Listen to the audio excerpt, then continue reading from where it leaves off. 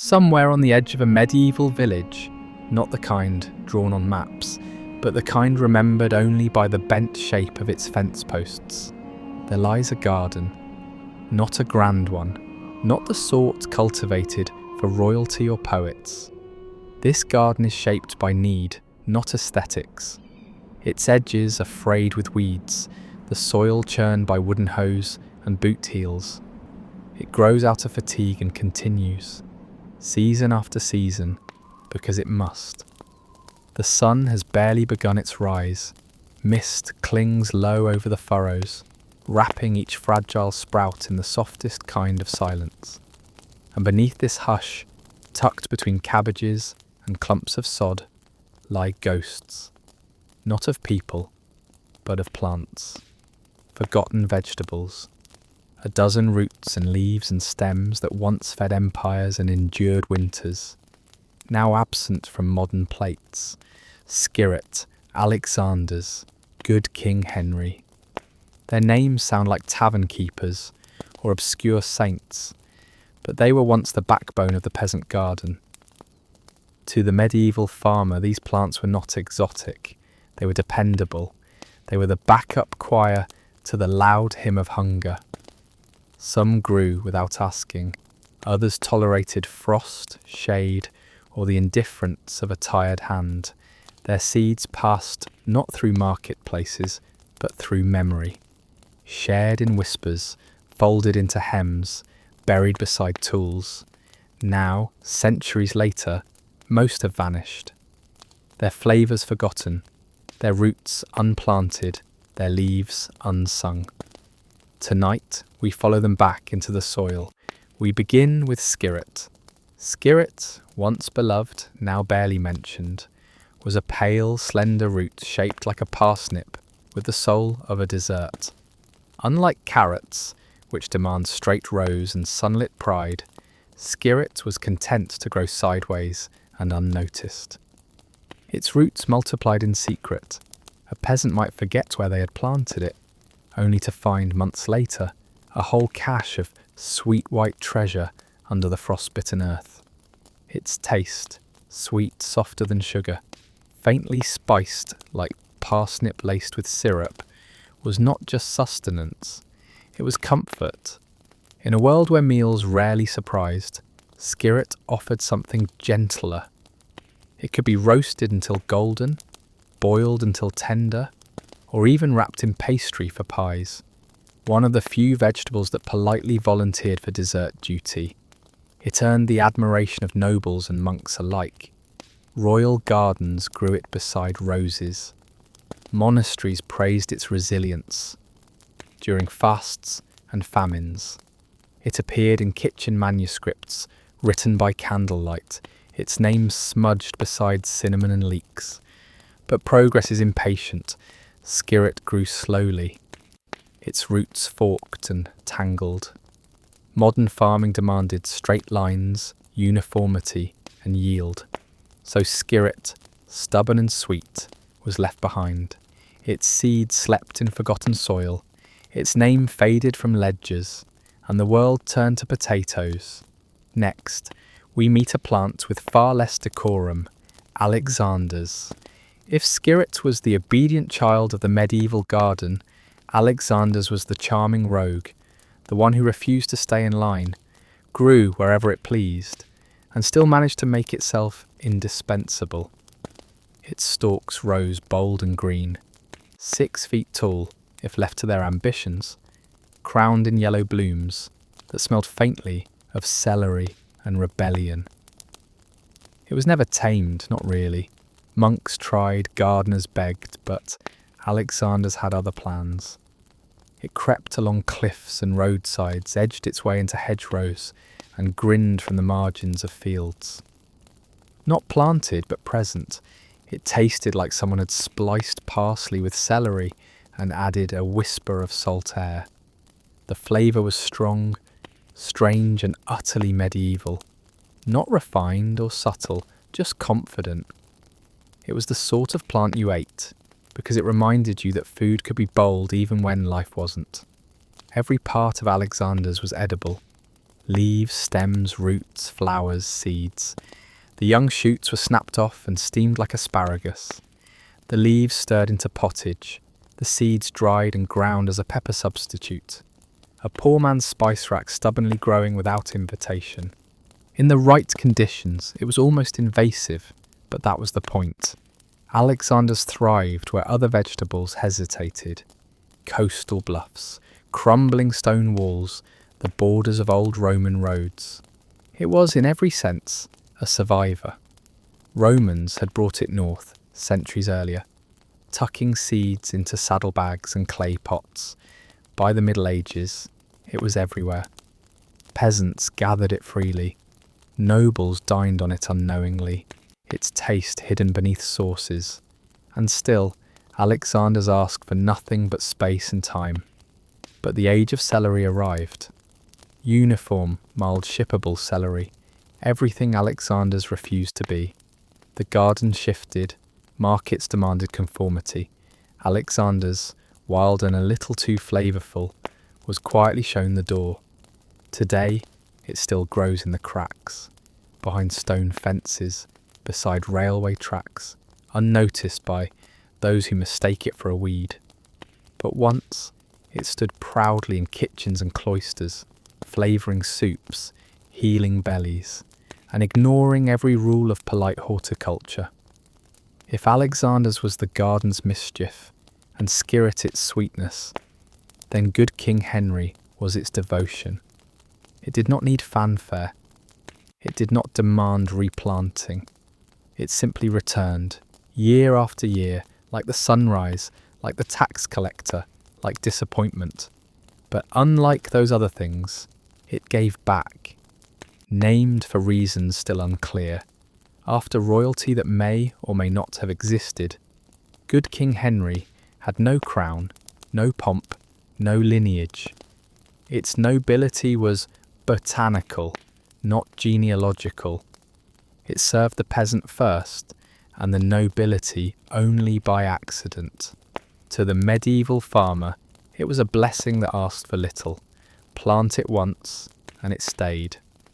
Unfussy, unyielding, and utterly devoted to growing where others withered, near hedgerows, by stables, beside the same muddy track used for hauling firewood and gossip. Its leaves unfurled early in spring, ahead of most other greens, offering something rare in those months of cold breath and aching joints. Nutrition, iron-rich, vitamin C-laden, reliable as hunger. The first tender shoots were cut and eaten like asparagus, soft, green with a slightly earthy bitterness that whispered of chlorophyll and memory. The leaves, once the plant grew older and a little more bitter, were cooked down like spinach. Their flavour softened by heat, their usefulness never in doubt. In kitchens that had no garlic, in pots that simmered more with desperation than recipe, good King Henry provided. Medicinal too, they said, though medicine, in medieval terms, often meant didn't kill you quickly. Still, the leaves were applied to wounds, sometimes simply because there was nothing else. The roots were brewed into tea, a gentle laxative, a peasant's remedy for days when the pottage turned, and that was often. Some called it all good, a name not given lightly.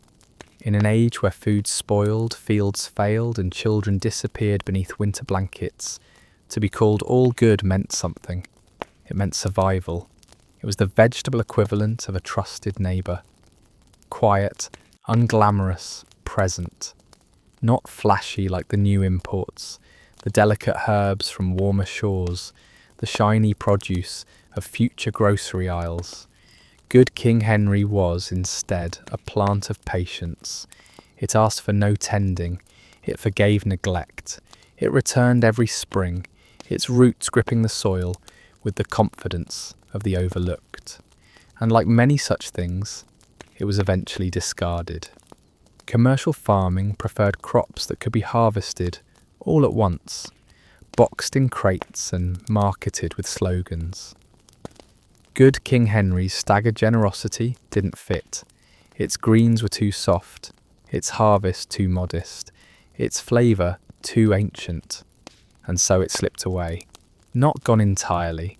In the corners of old gardens, in the untended patches behind stone sheds, you may still find it, broad leaves, green and dusty, waving gently as if in greeting, or perhaps farewell. Tomorrow, perhaps, someone will plant it again. But tonight, it grows only in memory. There are vegetables that nourish, vegetables that comfort, and then occasionally vegetables that confound. Salsify was one of these. At first glance it resembled nothing remarkable. A long pale root thin as a finger, coated in soil and scepticism. Uneven, hairy, often misshapen, it looked more like something found under a floorboard than grown deliberately in a garden. Its skin was dark, sometimes nearly black, and flecked with the bruises of cold earth. It had the presence of a root that had survived things. And it had. But beneath that rough exterior, salsify concealed something unexpected. When cooked, slowly, patiently, in the kind of simmering water that warmed both pot and hands, it took on a flavour almost marine, not fishy, not quite briny, but unmistakably reminiscent of oysters. Not the glittering oysters of silver platters, but the idea of them. Ocean wind, cold salt, the strangeness of richness drawn from the deep. To medieval palates, deprived of regular access to the sea and bound by religious laws against meat on holy days, salsify was a revelation. A root that impersonated seafood. A humble trickster that let monks and peasants alike pretend their stew contained something caught, not dug. It became, by accident or divine intention, a loophole in Lent. Monastic gardens cultivated it with quiet care. Records from 15th century abbeys speak of it by name, scribbled in margins between leeks and lamentations. Not because it was beautiful, not because it was easy, but because it endured. Salsify tolerated poor soil, slow seasons and cold. It lingered in the earth through winter, untouched by frost, waiting. When everything else had perished or rotted, salsify could still be found, dug up by numb hands, rinsed in icy water, peeled by firelight. It was food that didn't leave, and in a world where absence was often the rule, of parents, of bread, of heat, that was enough. Once peeled, the flesh was pale and stubborn. It resisted knives the way a tired man resists waking, but once cooked, boiled gently, or roasted beside onions and modest prayers, it softened into silk. There were two types, white and black, both strange, both slow to grow, both inconvenient in the ways modern agriculture hates most, but both stored well, and that mattered. In root cellars packed with straw and secrets, salsify could last for months. When fresh greens were gone, when snow blanketed the field and mice had found the barley, it was still there, muddy, patient, alive. Eventually the world moved on. Other roots grew faster, looked cleaner, packaged better, tasted less like mystery. And so salsify returned to the soil, not to be harvested, but forgotten. But for centuries, it impersonated an oyster, and did it well. Now let's move on to the medlar. The medlar was something else entirely, a fruit born old, a fruit so astringent, so mouth-dryingly bitter in its fresh state, that it was considered inedible until it had begun to decay. Not ripen, not mature, but rot.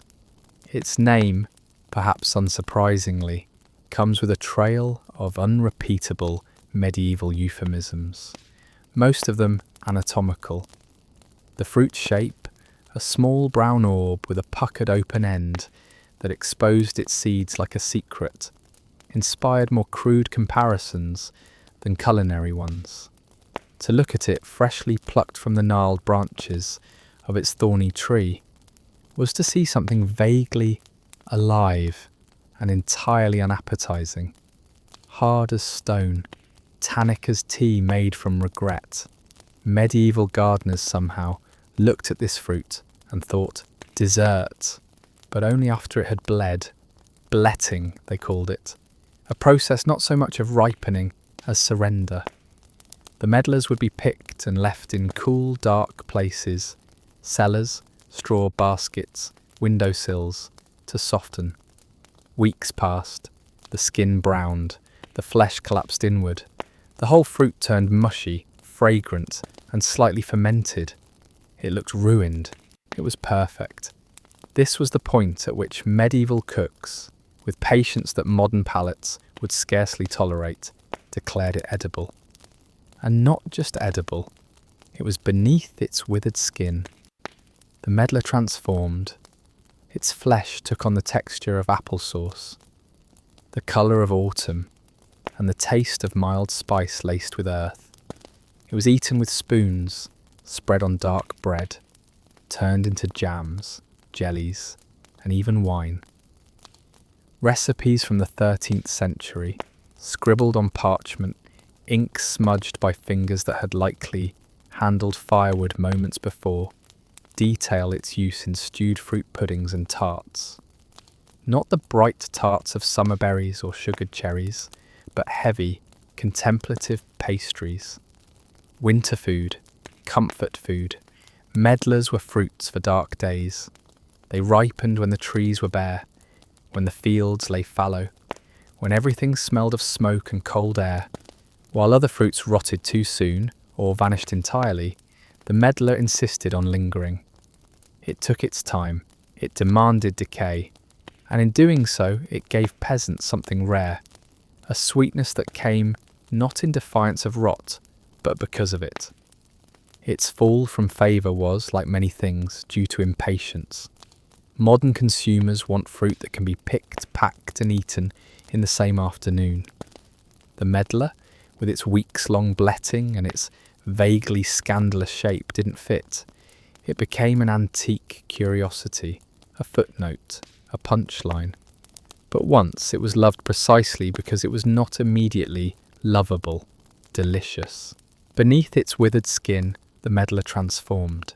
Its flesh took on the texture of applesauce, the colour of autumn, and the taste of mild spice laced with earth. It was eaten with spoons, spread on dark bread, turned into jams, jellies, and even wine.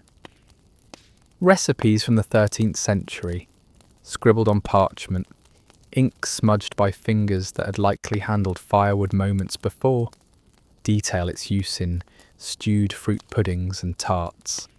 Not the bright tarts of summer berries or sugared cherries, but heavy contemplative pastries. Winter food, comfort food. Medlars were fruits for dark days. They ripened when the trees were bare, when the fields lay fallow, when everything smelled of smoke and cold air. While other fruits rotted too soon or vanished entirely, the medlar insisted on lingering. It took its time, it demanded decay, and in doing so, it gave peasants something rare, a sweetness that came not in defiance of rot, but because of it. Its fall from favour was, like many things, due to impatience. Modern consumers want fruit that can be picked, packed and eaten in the same afternoon. The medlar, with its weeks-long bletting and its vaguely scandalous shape, didn't fit. It became an antique curiosity, a footnote, a punchline. But once it was loved precisely because it was not immediately lovable. To eat chickweed was to eat something fresh, something green, something alive in the middle of a season that often felt like dying. Its tiny leaves were tender and mild, more delicate than spinach, more yielding than kale. In a bowl of winter stew, it offered not just colour, but mercy. Nutritionally, it was a miracle hidden in plain sight. 7 times more vitamin C than oranges, though no one then could have told you why it staved off sickness, only that it did. The leaves were boiled, the stems stewed, the fresh plant crushed and laid on the skin for rashes and wounds. It cooled what was hot, It soothed what was swollen. It worked more often than not. Even the name says everything. Chickweed, because chickens loved it, because it grew like a weed, because it was humble and helpful and constantly overlooked. Today, it's considered invasive. Sprayed, pulled, burned, a nuisance to be managed. But to the peasant kneeling in a frozen field, hoping for something, anything, green to eat before the barley rose again, chickweed was not a weed. It was an answer. Next, we'll meet a vegetable that carried a name so unfortunate, it almost seems cursed. But beneath that unfortunate label lies one of the most elegant roots ever grown. Scorzonera waits in the shadows. It does not sound like something you'd want in your mouth. Scorzonera. The very name slithers. A hiss, a bite, a diagnosis no one wants. I'm afraid it's Scorzonera. And yet for centuries, this unlovely root was a treasured fixture in medieval gardens, a staple of monastery kitchens, a quiet champion in the seasonless depths of root cellars. Its name, dark and coiled, comes from the Italian scorzone, meaning venomous snake, not because it was venomous itself, but because it was believed to counteract poison. The cure to snake bite, they said, a charm against the creeping death. This, of course, was wishful thinking, folk medicine wrapped in botanical panic. But beneath the superstition lay something solid, edible, and dependable. Scorzonera is a root, long, slender, black-skinned, with flesh as white as chalk beneath its peel. It grows with quiet intensity, burrowing deep into cold earth, drawing flavour from the silence below. And what flavour it is! Mild, nutty, with hints of asparagus and new potatoes, sometimes even chestnut. Not loud, not strange, just satisfying. It was often mistaken for its cousin, black salsify, another overlooked vegetable lost in the furrows of history. But Scorzonera had advantages of its own. It stored better, lasted longer, needed less praise. It was the kind of food you didn't talk about but relied on. Like bread, like breath. Monks, those quiet curators of medieval medicine and hunger, loved Scorzonera. They grew it in walled gardens, where the prayers soaked the soil, harvesting its dark roots in autumn and burying them in sand to preserve them through the long, lean months. It was a vegetable of waiting, of cellars and patience, of hands rubbed together for warmth before prying open the root bed with a dull wooden spade. When all else failed, when the kale had withered, when the last carrot had gone soft and sour, when the salted pork was more salt than pork, Scorzonera endured. Its leaves were used sparingly, its flowers admired by bees, but the root was the treasure. Peeled with effort, boiled with care, it could be mashed, roasted, creamed into soups, or eaten simply with a little oil and salt, if either were to be had. Often it wasn't, and it was more than food. Like many of its forgotten cousins, Scorzonera wandered into medicine. Herbal texts claimed its tea purified the blood, calmed the belly, restored the faint. It probably didn't. But then again, belief itself can be a balm. Today, Scorzonera is mostly ignored. Too slow to grow, too strange to market. But in its time, it was a root that fed through famine, through frost, through centuries. The Welsh onion. It is not Welsh, and it is not, strictly speaking, an onion. The Welsh onion is one of those vegetables whose name arrives wearing someone else's coat, borrowed, oversized, and misleading. A vegetable caught in a case of mistaken identity for several hundred years. Its origins lie not in Wales, but in East Asia. From there, it travelled slowly westward, tucked into the forgotten corners of seed sacks, smuggled into monastery gardens, or gifted from traveller to farmer like a rumour with roots. By the time it reached medieval Europe, it had lost its name and gained a new one. Welsh, at the time, simply meant foreign or strange. Not unlike how medieval cuisine often treated plants, as outsiders, tested first on the poor and cautiously accepted by the rich.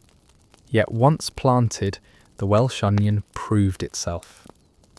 Unlike its showier cousin, the bulb-forming onion, this plant refused to die each winter. It returned. Quietly, greenly, reliably. Its hollow shoots pushed through the thawing soil as early as February, offering the first hint of green in a colourless world. In a medieval peasant's garden, that mattered. Fresh food in winter was less a luxury than a miracle. The Welsh onion was that miracle, returning year after year without replanting, forming clumps of edible shoots that could be divided endlessly. It was a green that kept giving. Its uses were as humble as its name. The shoots were chopped into stews, mixed into grain porridge, or served raw, sharp and clean, like spring on the tongue. They weren't fiery like modern onions, but aromatic, gentle and sustaining. In kitchens where flavour often meant not spoiled, the Welsh onion was a dependable seasoning, a hint of complexity in an otherwise grey meal. And it was prolific. A single plant left undisturbed would multiply into dozens.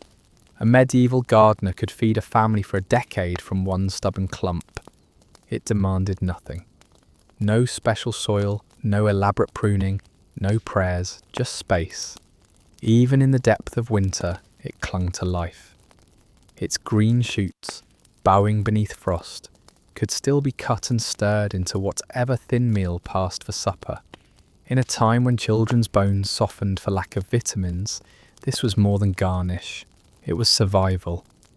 But as with so many useful things, the Welsh onion began to vanish. Not because it failed, but because something flashier took its place. Bulb onions, large and standardised, easier to store and ship, became the darling of commercial agriculture. The Welsh onion, with its quiet persistence and modest yield, faded into culinary obscurity. Today, it waits in seed catalogues and the overgrown corners of heirloom gardens. It does not shout, it does not bolt, it simply returns. It sounds like an insult. Fat hen, something you might mutter at a neighbour who hoards firewood or talks too loud during mass. But in the soil and in the bowls of medieval peasants, fat hen was no joke. It was salvation dressed as a weed. It never asked to be planted. No one carried its seeds wrapped in cloth or buried it in furrows with hope and prayers. Fat hen arrived uninvited, sprawling, assertive, impossible to ignore. Its green leaves shaped like rough-cut diamonds, its stem branching like it had somewhere better to be. It grew in fields, along fence lines, behind outhouses. A vagabond, a squatter, a culinary accident. But once it was here, it stayed, and it fad. In the hierarchy of medieval vegetables, fat hen lived low to the ground and out of sight, but it fed more people than many noble crops with better names. It appeared when other greens faltered. It thrived in poor soil. It grew in places so dry, so trampled, so abandoned by cultivation that even nettles hesitated. To the medieval poor, fat hen was not a weed. It was a gift that grew on the margins. The culinary equivalent of finding a loaf of bread in your pocket you didn't know you had. And it was good. Not just edible, good. Its tender leaves when young tasted like spinach, only softer, silkier. They boiled down into thick green masses that filled stews and stomachs alike. Fried with eggs, stirred into porridge, mashed with barley, sprinkled over stale bread. It asked for nothing and gave much. Its seeds, tiny and black, could be ground into a coarse flour, not pleasant, but filling. During famines, when even bark became bread, fat hen seeds kept bellies from turning inward. Recent studies, centuries too late, have shown what peasants once only intuited. Fat hen was a superfood before such words existed. More protein than cabbage, more iron than spinach, more calcium than kale. The peasant knew none of this. They only knew that eating it made their children stop crying from hunger, at least for a little while. The name came from its usefulness to chickens, who fattened quickly when fed its leaves. But the same was true for people. If you ate enough fat hen, you lived, which, in a medieval village, was more than could be said for most things. But modern farming hates generosity that doesn't show up in spreadsheets. Fat hen was labelled invasive, its value dismissed, its usefulness forgotten. Herbicides replaced hands, and a plant that once fed thousands was cast out. Next, we turn to a vegetable with just as much history, but none of the luck, a once royal herb that flavoured everything, cured ailments, and lasted for decades, before disappearing almost entirely. Lovage beckons. There are herbs that hint, basil whispers, thyme murmurs, but lovage bellows. It is not a delicate plant, it grows tall 6 feet or more. Its stems hollow as flutes, its leaves bold and serrated like celery that joined a militia. In a medieval garden, lovage towered, not for beauty, not for fragrance, but because it was necessary. Every part of lovage carried weight. The roots, the leaves, the seeds, the stems, all pungent, all potent. The scent? Think of celery, amplified to cathedral volume. Parsley, wrapped in heat and insistence. You did not ignore lovage, you endured it. And then eventually you relied on it. To taste lovage was to awaken something. It was flavour with purpose. Its leaves went into soups, its roots into stews, its seeds into bread. The hollow stems were candied in sugar for spring feasts, a strange blend of medicine and dessert, of bitterness softened into treat. This was not garnish, it was structure. It was the backbone of flavour before salt was common, before stock cubes existed, before garlic was affordable. 1 sprig, they said, could flavour a cauldron. 2, and your neighbours might smell it through the thatch. The Romans brought it north. Of course they did, and wherever they went they planted it, like empire, like roads. It spread across monastic gardens like a forgotten decree. Medieval herbalists catalogued it with reverence. It was known to stir digestion, chase away gas, settle the nerves, purify the kidneys, and flavour the unflavoured. In cloistered courtyards, monks grew it alongside wormwood and rue, salves against both sin and indigestion. In kitchens, its chopped leaves vanished into bubbling pots. In still rooms, its roots were soaked in wine, its oil extracted, its scent bottled for both ailments and alchemy. And still, it asked for very little. Lovage was perennial, hardy, drought-tolerant, cold-tolerant. It needed space, yes, and time, but it gave back more than it took. It could live 20 years in the same patch of soil, returning stronger each spring, rising like a leafy green cathedral from the brown of April. So why did it vanish? Spices came, black pepper, cinnamon, cardamom, flavours of conquest, trade and wealth, flavours that travelled oceans, flavours that cost more than your cow. In comparison, lovage tasted poor, loud, local, the herb of people who couldn't afford cloves. So it faded, from garden, from memory, from taste. Now what about the corn salad?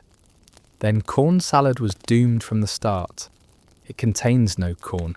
It is not a salad, at least not in the way modern diners imagine one. It is a small, soft, barely known green that grows in forgotten corners and tastes like resilience. Corn, in the medieval sense, meant grain, wheat, rye, barley, not maize, which hadn't yet made its voyage across the Atlantic, and corn salad, Valerianella locusta, grew after that grain was harvested. It slipped quietly into the fields like a second thought. When the reapers were gone, when the golden sheaves had been bundled and hauled away, corn salad appeared. It nestled into the stubble. It waited for the cold, and then it thrived. The plant is low, cuddled to the ground, as if trying to stay out of the wind.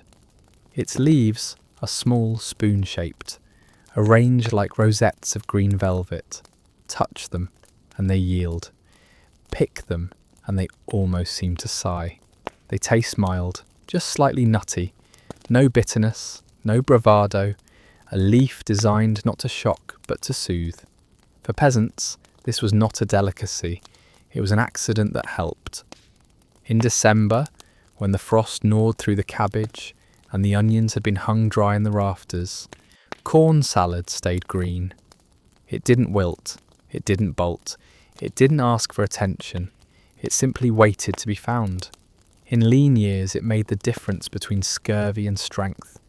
Its leaves, quietly, invisibly, carried 3 times the omega-3s of iceberg lettuce, more iron than anyone knew how to measure, and enough vitamin C to keep mouths from bleeding through winter.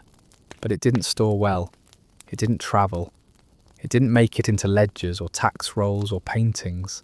No nobleman ever boasted about corn salad. It didn't even get a better name. By the time agriculture turned into industry, corn salad had already been dismissed. Its season was wrong, its look too humble, its shelf life non-existent. But it had done its work. It had grown in silence, filled hollow bellies, and left no trace except the bones it helped carry through the cold. Next, we'll encounter a plant that did the opposite of corn salad. It demanded too much attention, in both scent and flavour, and herbs so loud it eventually talked its way out of the kitchen. Tansy. Tansy didn't enter the medieval kitchen quietly. It announced itself, with a smell like bitter mint laced with something medicinal and slightly alarming. A plant that felt more like a warning than an invitation. Tansy grows tall and upright, its leaves frilled like ferns, its flowers small yellow buttons clustered together in cheerful defiance. At first glance, it looks innocent, decorative even, but brush against it, and the scent clings to your fingers, invades your nostrils, settles in your clothes. It does not fade. It waits. This was not a herb to be used casually. In medieval cookery, tansy had its season, and that season was spring. It was a herald of rebirth, of bitter flavours meant to wake the body from its winter sleep.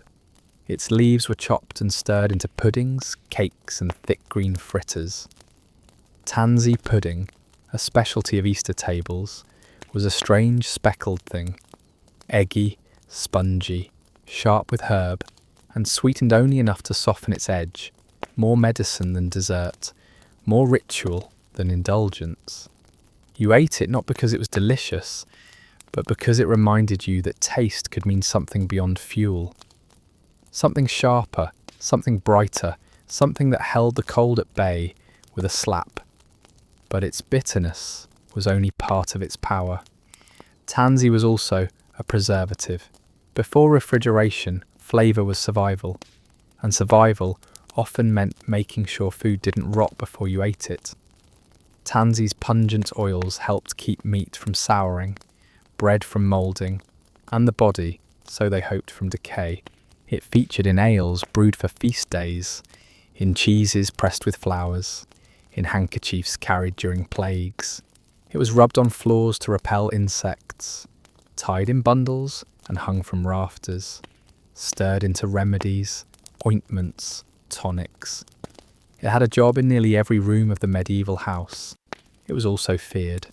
Taken in large doses, tansy could be toxic. Too much in the pudding, and it wasn't the plague you had to worry about. It was this fine green herb, grown too strong.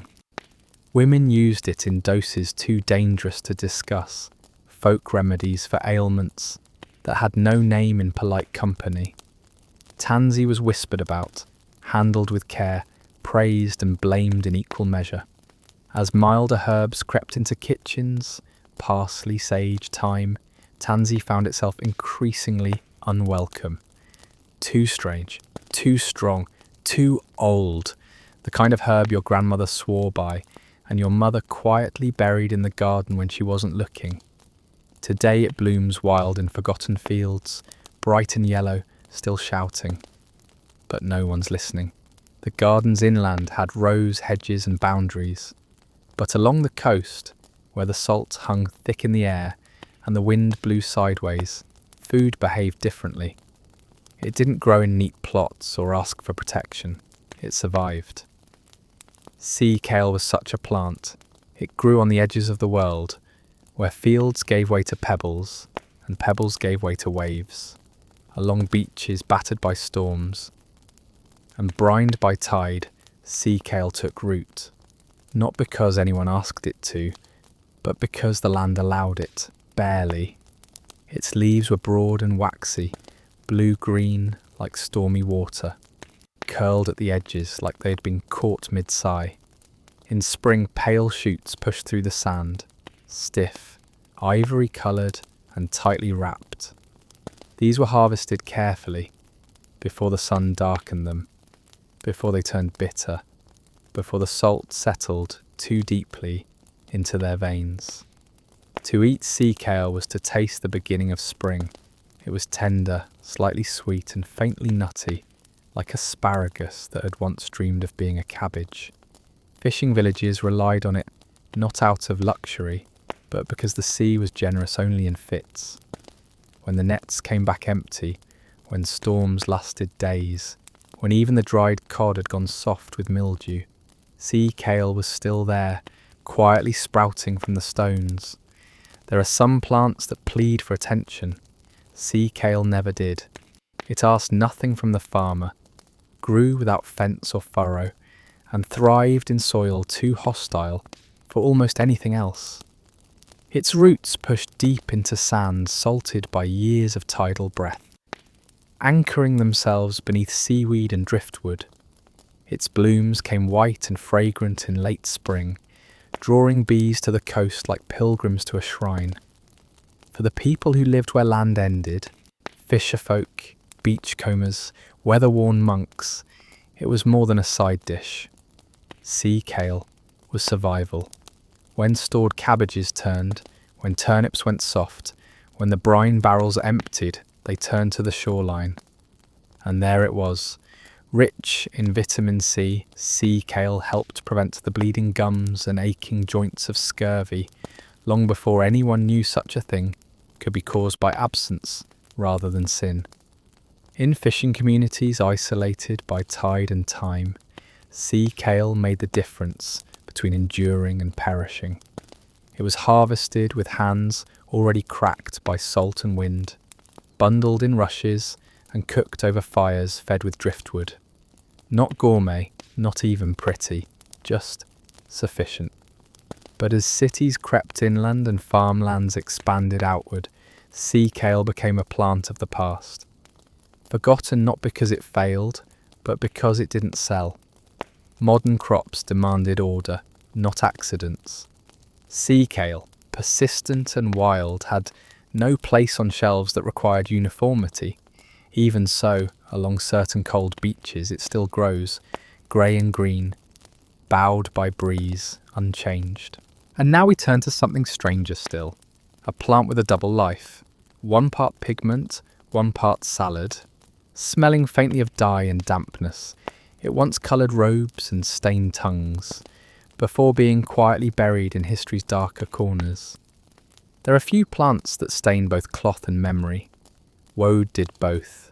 Its leaves gave birth to a colour Europe could not live without, blue, not the soft blue of modern dyes, but the deep, dusky indigo of saints' robes, warriors' paint, and linen soaked in ritual.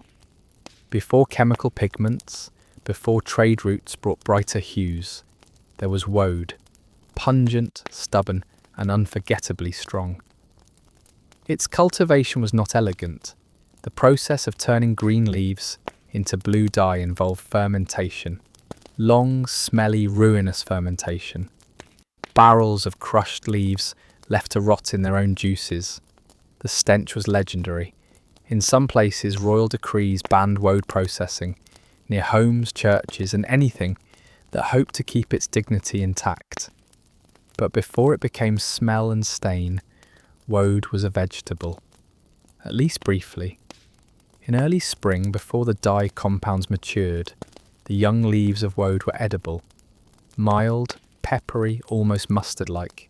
They were harvested quickly, quietly, by people who knew that food offered and hid behind other purposes. For those who grew woad for colour, the leaves were destined for cloth. But for the hungry, especially in the lean months when cabbage had wilted and beans refused to soften, those same leaves became soup. Most people today know woad, if they know it at all, for its use in dyeing. They picture monks with blue-stained hands, warriors smeared with pigment, linen drying in cold winds, while the village held its breath against the smell. But to the medieval peasant, woad was also a green, a strange one, true, but present when little else was. Its early leaves could be picked before the dye compounds developed fully, before the plant turned chemical, before it became a business. In those first few weeks of spring, woad's young shoots were a soft, edible secret, slightly bitter, mildly pungent, and tender if cooked long enough. They were added to stews, tossed into porridge, or chewed raw by those with stronger teeth and fewer options. In times of scarcity, and there were many, there was no room to be precious. A plant was food until it wasn't. Woad lived in both worlds, a pigment and a provision, a colour and a cure for hunger. Its usefulness blurred the lines between the economic and the edible. But as trade expanded and true indigo arrived from distant coasts, woad's colour lost its throne, and with it, the plant itself faded from fields. Forgotten not because it failed, but because it lost its edge. Still, somewhere in the damp soil of a once blue village, it may yet grow. And someone, perhaps unknowingly, may one day eat what was once worn. And so we turn to the final chapters. There is a vegetable that everyone still knows, but not entirely. A plant with two halves, only one of which we remember. Let us return to something deceptively familiar. It's time for the turnip. The turnip is not a stranger. It has not vanished. It has not slipped between the cracks of commerce or been smothered by celery. It's still here, on plates, in stews, in the tired imaginations of school lunches. But half of it is missing. The part we eat today, the root pale and swollen, bulbous like a clenched fist, was only half the story. In medieval fields, the turnip was grown not just for what lay below, but for what unfurled above. Its leaves, its greens, were once as valuable as the root itself, sometimes more so. Rough, fibrous, and deeply veined turnip greens were the first thing a peasant could harvest, long before the root had formed. In early spring they poked through the soil like tired flags. Gathered carefully, always leaving the centre to grow, the leaves were cooked into the earliest meals of the year. Bitter, yes, but warm, and that warmth mattered more than flavour. In stews, the greens melted into the broth, darkening it to a thick, swampy hue. Their sharpness cut through the bland. Their nutrients, iron, calcium, protein, filled bellies with something sturdier than grain alone. They were not glamour, they were grit. To eat turnip greens was to be practical. To waste them was to be foolish. In a world where a cracked pot was still a pot and stale bread was still bread. The leaves of the turnip were never discarded. They were gathered daily, trimmed with dull knives, rinsed in cold water, dark with silt and frogs, and tossed into the cauldron that never truly cooled. In hard times, and most times were hard, they were sometimes all that was left, the root not yet ready, the grain already gone. But the leaves, if coaxed gently, if left to regrow, could feed a household, slowly, repetitively, persistently. They were not loved, not the way Skirret was loved, or Medlars, or the sweet heat of lovage, but they were respected, in the quiet way a person respects a boot that still holds its shape, or a roof beam that hasn't yet snapped. And like many things deemed ordinary, the greens fell away from memory when abundance returned. Once markets were filled with soft lettuces, baby spinach, and kale massaged into submission. Turnip greens seemed coarse, rural, outdated. They became livestock feed, then compost, then nothing. But they were once the first green of the year, the first taste of something new, the earliest proof that the land had not given up, and that in itself was a kind of luxury. We are nearly there now. Only 2 more remnants remain, vegetables too strange, too overlooked, or too stubborn for modern gardens. But once, they too had their place. Let's look now at a last wildness, a plant that never needed your care to thrive. The story of Oreca is next. It grows where other things won't, in dry places, in brackish soil, along forgotten tracks and under hedgerows that haven't seen a blade in years. Arashi is a plant that slips beneath notice, part weed, part leaf, part memory. Its leaves shimmer with a faint dusting, sometimes green, sometimes tinged with red or silver. It does not announce itself, it simply appears. Medieval farmers did not so much cultivate Oreca as recognise it. It was a weed until it wasn't, until someone took a bite and realised it tasted fine, mild, slightly salty, tender when young, palatable even when old. A plant that gave you no trouble and asked for none in return. Arashi was gathered when it was there, cooked when it was needed. It joined the other greens, chickweed, fat hen, turnip tops, in the pot where flavours blurred and nutrition hid. Its Latin name meant mountain spinach, though few medieval peasants spoke Latin or saw mountains. They simply called it good. In the hunger months, when the root stores were nearly gone and the sky still hadn't decided whether it was spring, Oreca showed up. Green, persistent, uninvited, and sometimes that was enough. Now, let's shift our gaze from the legal binds and unyielding hierarchies of manorial life to the fields themselves, narrow, uneven, and always underfoot. These were the strips of earth that fed Europe, one bent back at a time. The primary crops grown by medieval farmers were not chosen out of culinary whim or preference. They were grown because they had to be, because they worked, more or less, in bad soil and worse weather, because they filled a stomach, even if they didn't satisfy it. Barley was common, sturdy, quick to grow and forgiving. It fed people when it wasn't feeding livestock.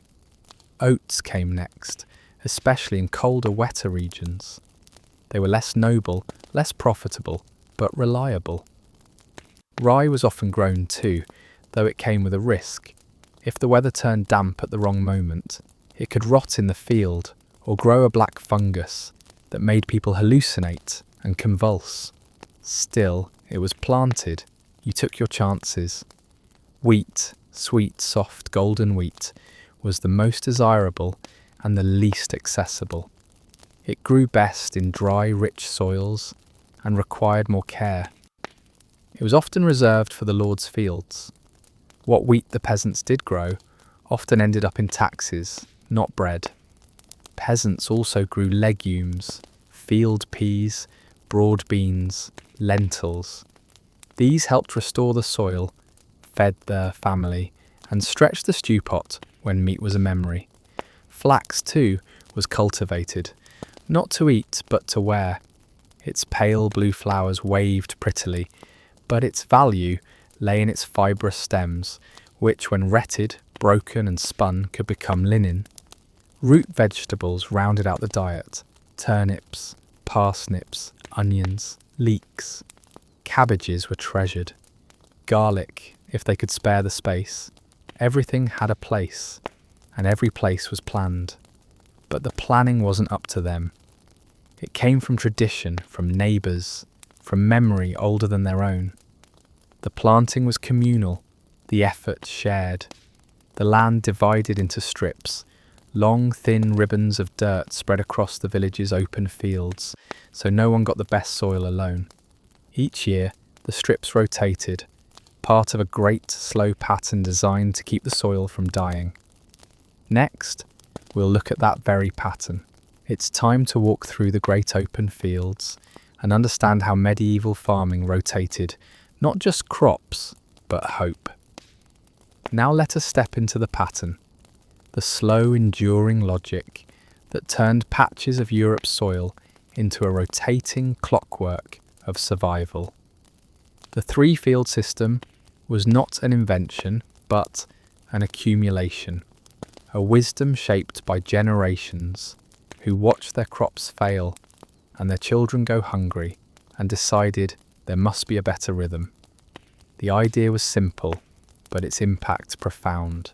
Instead of working every part of the land every year, the village divided its arable fields into three great swathes, or furlongs. One section would be planted with a winter crop, typically wheat or rye.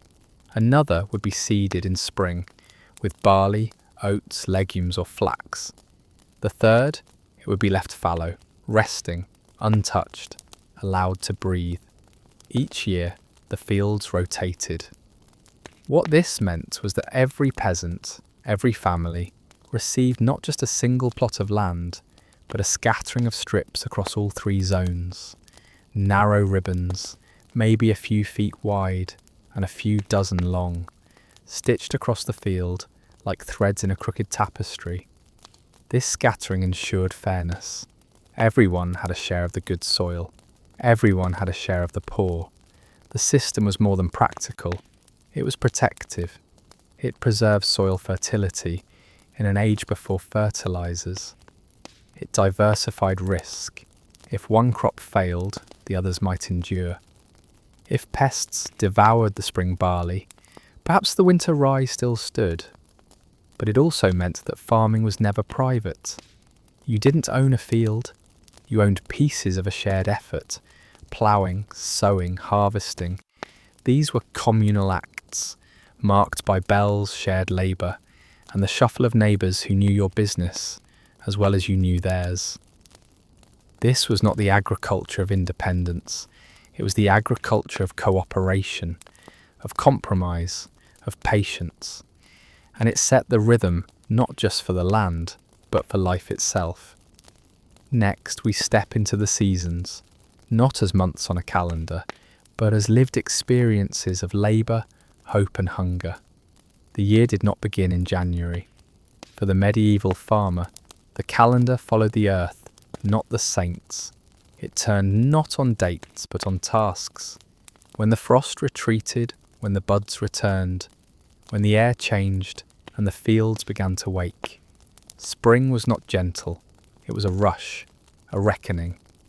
As soon as the ground softened, the plough was hauled from where it had sat all winter, rusting beside the pigsty. The heavy wooden frame, iron shod and ox drawn, carved open the cold soil in long reluctant furrows. Men walked behind it for hours, their feet squelching in mud, hands blistering on the handles. Women followed with seed, cast from aprons into wind, hoping for even scatter. Barley and oats were sown now, alongside beans and peas. There was no luxury in waiting. The seed had to be in before the next rain, and the next rain was always coming.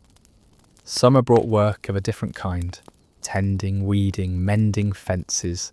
the animals had chewed through, gathering herbs, milking, repairing tools, helping neighbours rebuild what winter had broken, and always watching the sky, too much sun, and the grain withered, too much rain, and the rot crept in. Then came autumn, which meant harvest, the most sacred and dangerous time of all. Crops were cut with sickles, small curved blades that demanded awkward postures and long hours. It was slow, communal, backbreaking work. Every hand helped, even the children, even the old. The grain was bundled, threshed with flails, winnowed by wind. What was good was kept. What was mouldy was fed to the pigs, if you had pigs. Winter was silence, not rest. There were no holidays from hunger. But the fields were quiet, and work turned inward. Tools were repaired by firelight, roofs patched with straw. Pottage stirred endlessly. If there was meat, it was salted. If there was hope, it was buried deep in the ground with the rye, waiting for spring. This wasn't just agriculture. It was a clock that no one ever stopped winding. But what about the tools medieval farmers used? The crude, the simple, the essential implements that scraped, dug and shaped survival from soil. They did not glitter. They did not gleam. They were not hung on walls or passed down with ceremony.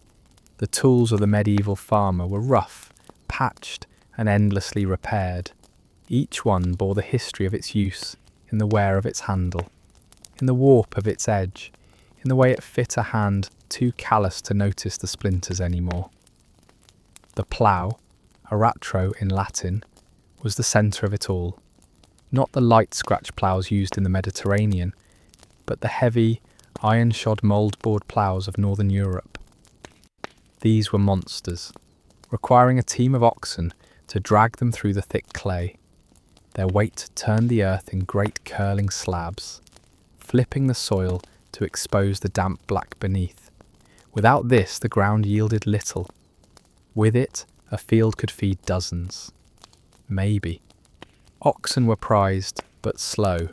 Horses were faster, but cost more to feed. Most peasants relied on shared teams, borrowed yokes, or in the hardest seasons, their own backs.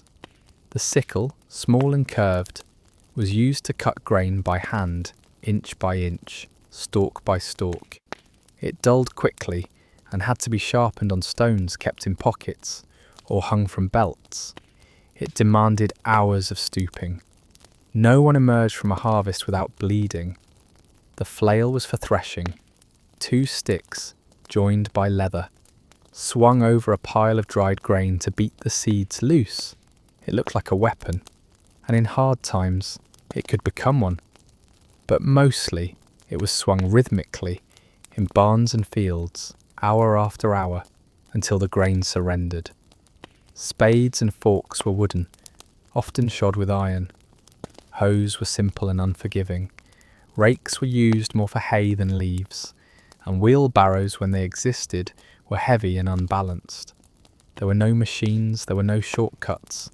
Every tool extended the body, but never replaced it. Work remained personal, immediate, intimate. Let's stay grounded and see now how they cared for what they grew. Not just the planting, but the tending, the coaxing, the endless decisions made under the arc of a changing sky. Once the seed was in the ground, the work didn't stop. It changed, grew quieter, more observant, less a battle, more a kind of negotiation between the farmer and the field. Medieval crops were not coddled. There was no fertilizer beyond manure, no pesticides beyond birds and luck, no irrigation beyond prayer and runoff. But they were tended, carefully, relentlessly, and with an understanding sang that bordered on superstition. Weeding was constant, not the delicate pinching of garden beds, but the slow, aching crawl across entire furlongs of land. A field of barley looks fine from a distance. Up close, it teems with intruders.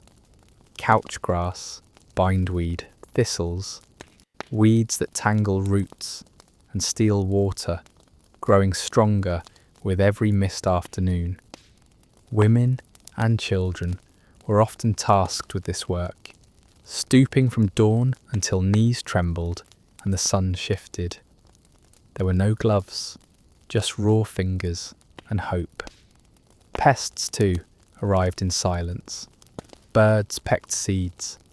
Deer, if they breached the hedgerows, could flatten a patch in a single night.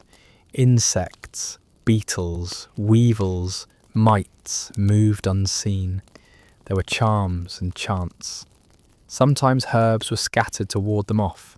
More often, there was nothing to do but watch the damage spread and curse softly under your breath. But there were caretakers too, animals that earned their keep.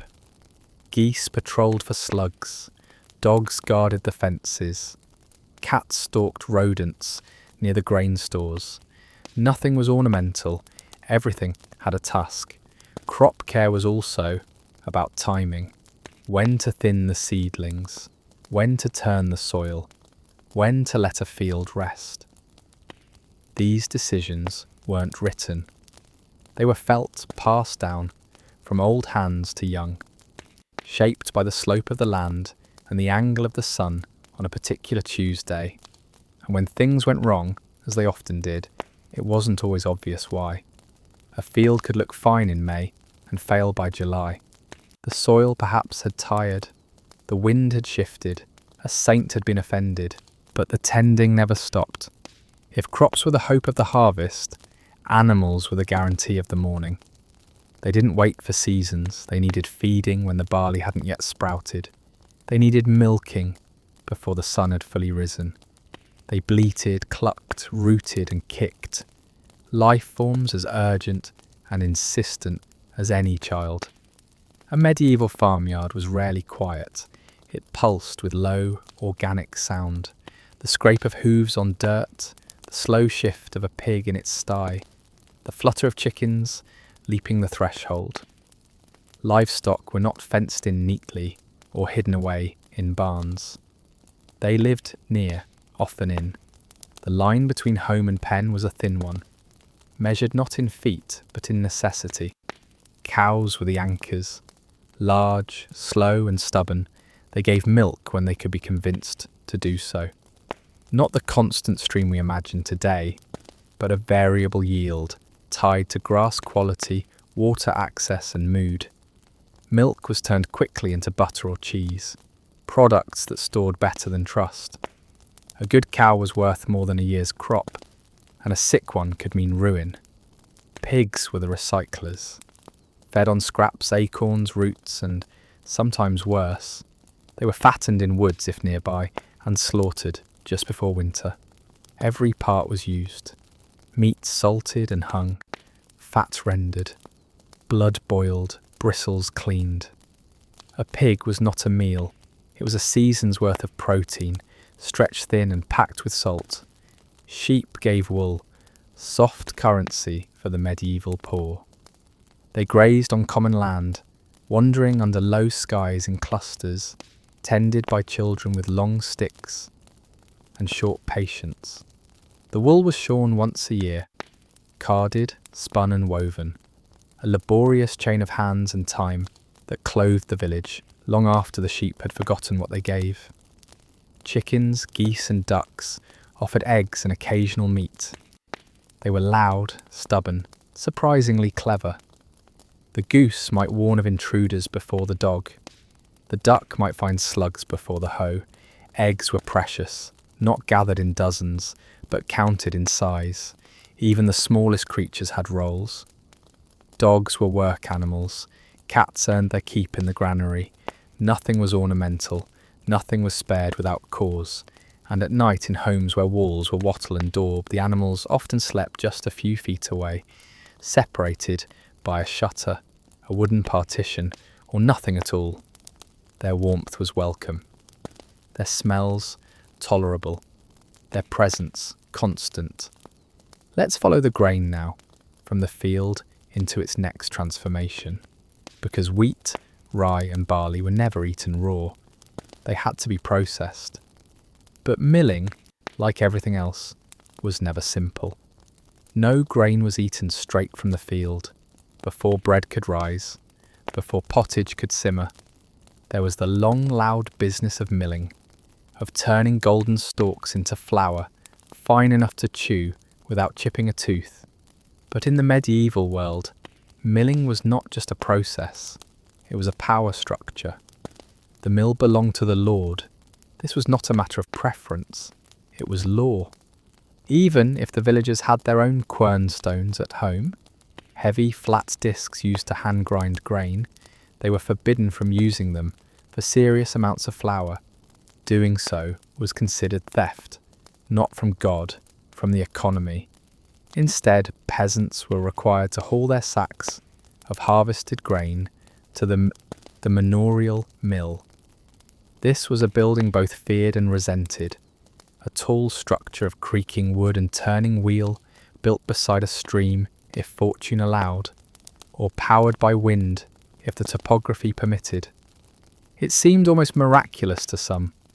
To others it was just another place where effort vanished and taxes multiplied. Inside, the mill was always in motion. The great stones, one fixed, one spinning, crushed the grain into coarse meal or fine flour, depending on the setting. But alongside the flour went something else, a cut for the lord, a portion, taken automatically as payment for the service. This multure could range from a 16th to a quarter of the flour, depending on local custom and the greed of the steward. There was no negotiation. This enforced use of the mill was not just about revenue, it was about authority. It meant that every loaf of bread baked in the village had passed through the Lord's hands, metaphorically, if not literally.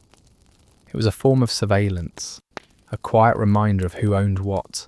The miller, meanwhile, was both necessary and deeply mistrusted.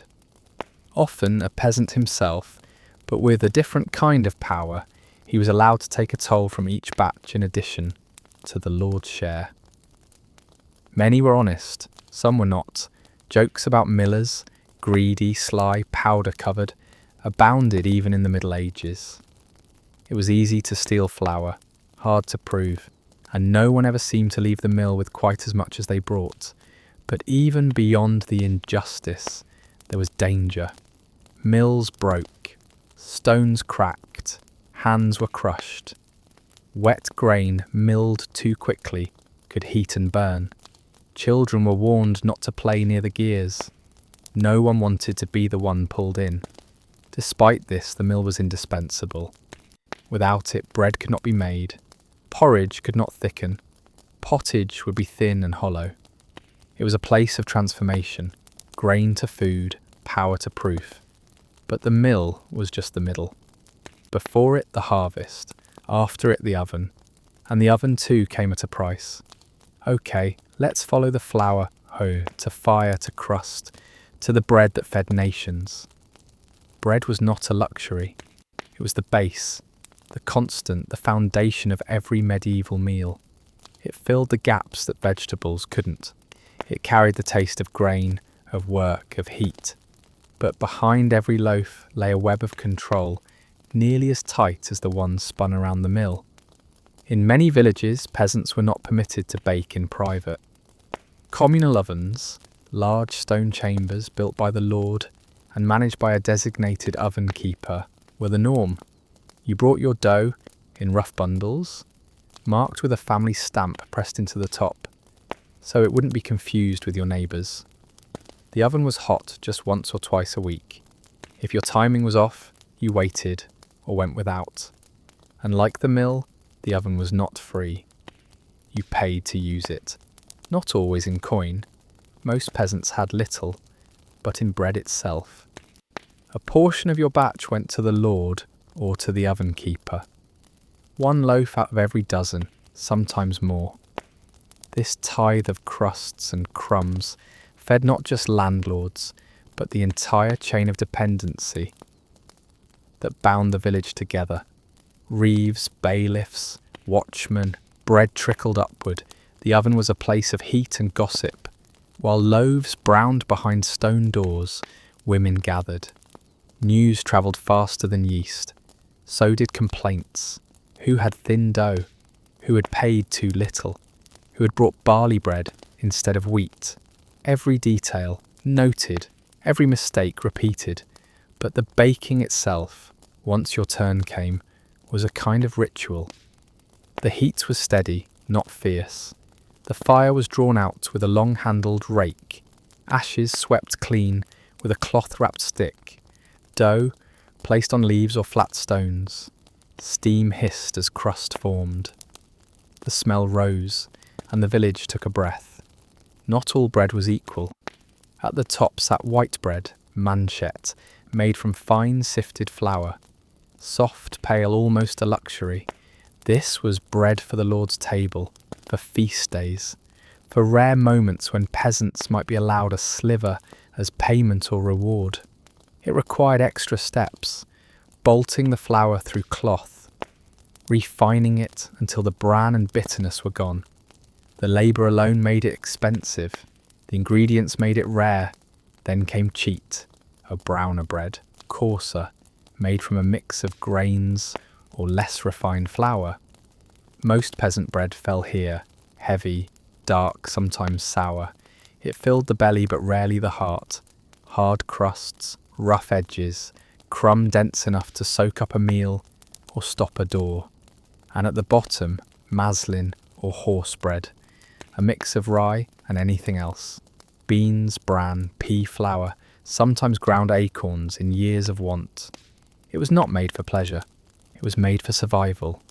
Peasant households often baked extra loaves to dry and store, letting them harden into rusks, to be dipped in broth weeks later. Nothing was wasted.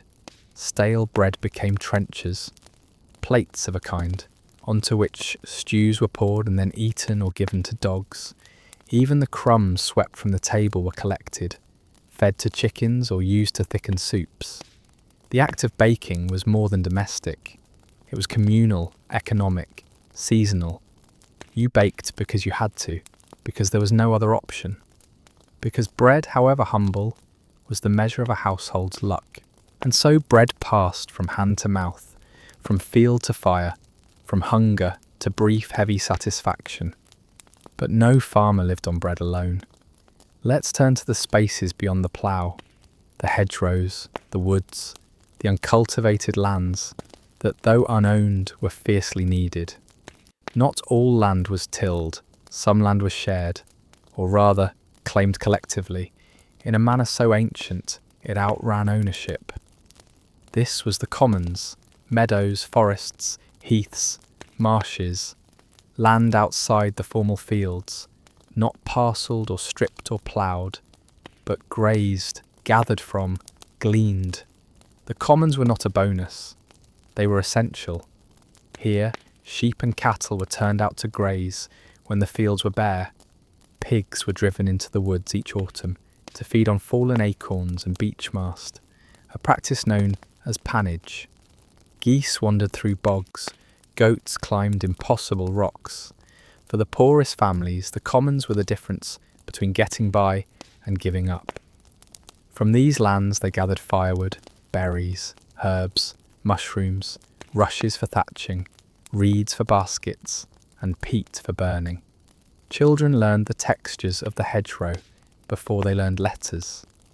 They knew which leaves stung, which roots fed, which bark peeled easily, which berries lied. But the commons were not lawless. They were governed by custom. You could graze 2 cows, not 10. You could collect wood, but not cut living trees. The rights were remembered, not written, and fiercely defended. A broken rule could mean fines or fists. As lords grew greedier, many commons were enclosed, fenced, claimed, stolen. But in the heart of the medieval village, they remained for a time, a place of shared breath, where no one owned but everyone needed. And when the day's work was done, when tools were hung and animals fed, life did not stop. It simply changed direction.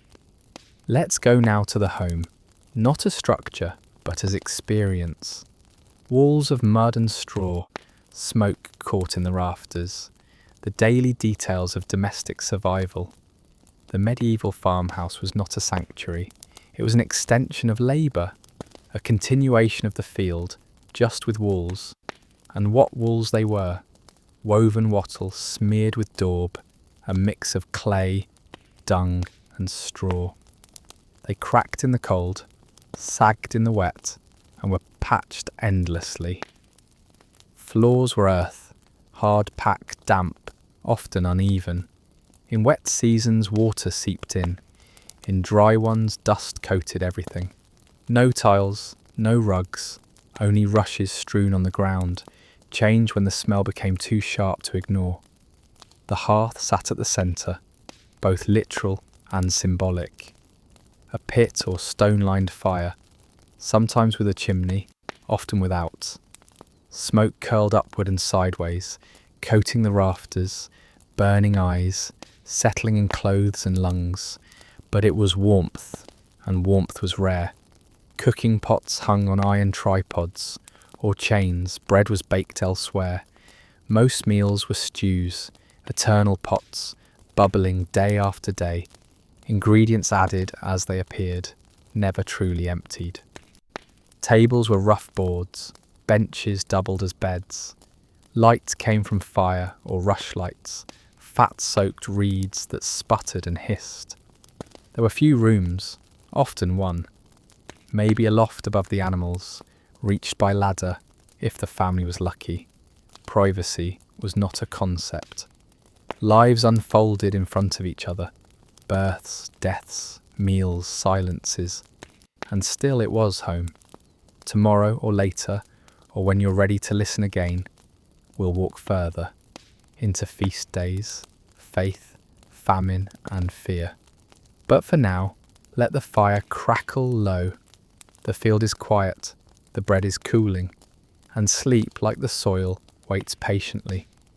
God was not distant to the medieval farmer. He was in the weather, in the crops, in the birth of calves and the rot of barley.